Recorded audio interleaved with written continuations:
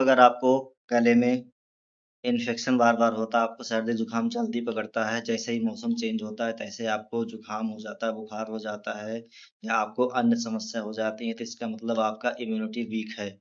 तो इसके लिए आप एक दवा ये ब्रिटिश कंपनी की आती है, आप ये ले सकते हैं।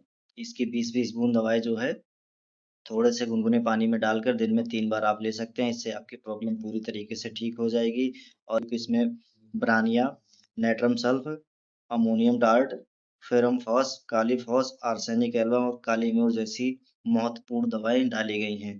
तो एक बार इसका प्रयोग ज़रूर करें।